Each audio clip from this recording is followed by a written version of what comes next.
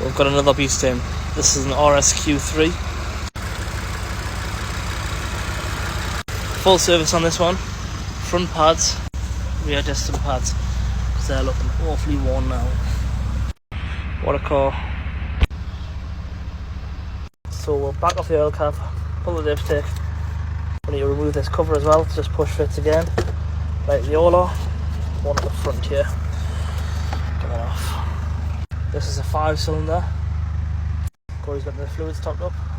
We've got the King Bowling brake fluid tester out. We're below 1% by quite a lot, so decent brake fluid, and it is .4 fluid, what these cars take.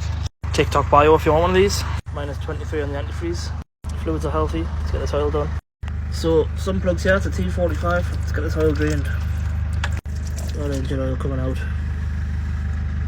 You know, when you warm an engine up for the service to drain the oil, it just runs forever and ever and ever, but it does get a lot of it out. So the oil filters here, we'll have to take that little tag off, and you can do that just by pushing that like that, taking that off. Then we'll unscrew this to drain the filter. Then you can press in the inside and the oil will come out. That's it draining out there. That's just because I'm pushing the valve open. And then we'll unscrew the filter, and hopefully it won't make too much mess because I've drained it. That's the oil and filter out. So I've cleaned this out. There's a little tab on the oil filter which is there. You gotta hold that with pliers to pull it out. Then you see the gap around the outside, you put your new seal in. Make sure that little tab is sitting upwards, because that tab's to remove it and replace it when you do another filter. Then you can sit your filter in and make sure your cap's on. Simple as that. The car off and let the oil come out again. Nothing more come out. So we're going to full drain here. That's that all cleaned off. Oil filter all cleaned off. Fresh engine oil now going in. Going to get the air filter changed out. It's T25 screws all around. Lift this up and you can get the air filter out. That's the old air filter out. It's not too bad, to be honest. See, this is a VW air filter made by Man Filters. New air filter to go in. So now for the spark plugs, we do have to take this wheel off. So 1 bolt, 2 bolt, 3 bolts. We unplug these sensors and the coil packs just so I can pull this off. You can actually unplug all the coil packs, this sensor here as well, and just push that back over. Then we'll have 10 mils for the coil packs. That's the first coil pack out, just pull them out. That's all the coil packs out. We just need to get these spark plugs out now.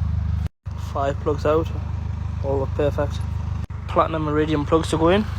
Hand tied again, won't damage the tips. And then we can torque them up. We're just going through and retorquing each spark plug as well. I like to let them settle once I've torqued, because sometimes you do it and you get one that goes a little bit more and it's just making it right. The amount of times I've come to spark plugs and they've been loose as hell. It's been quite a lot of cars. And you see this grease on the end of the coil packs, we can get these back in. And then we can torque down the coil packs as well.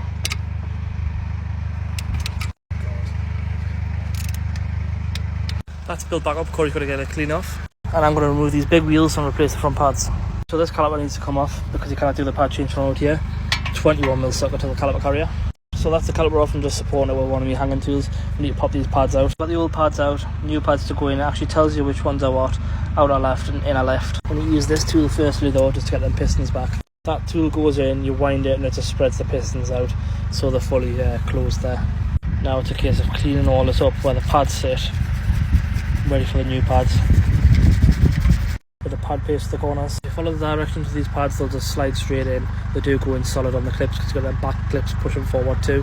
Let's get this caliper back on.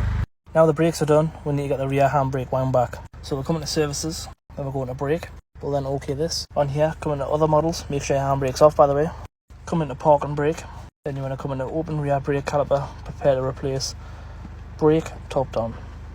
That didn't work, so we'll come back out, go into brake electronics and do it through this system. Then it'll work. Sometimes it doesn't work the other way, it just depends. Wheel cylinder will be opened, press OK. You can hear it winding back there.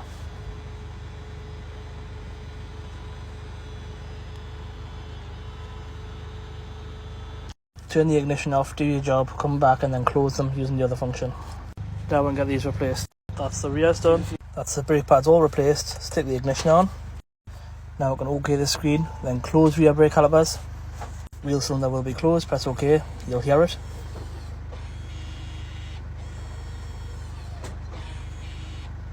That's just doing a small calibration as well once the pads clamp. Then Put your foot in the foot brake. Test the handbrake and it's working fine. Come out of here now. Well, obviously you still need to do the service reset. Into the service menu and go to oil. If you go through diagnostic screen, you can do all this in special functions instead of going through each one separate. Then we'll come to here to auto reset.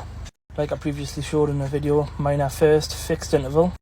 Choose whatever interval you want, select it. Reset succeeded, okay that. Then you need to come back out and do your major as well. Choose the same interval. And that's that, successfully done. That's the engine be all clean off, immaculate. Looking amazing. And that's we're done. So much cleaner.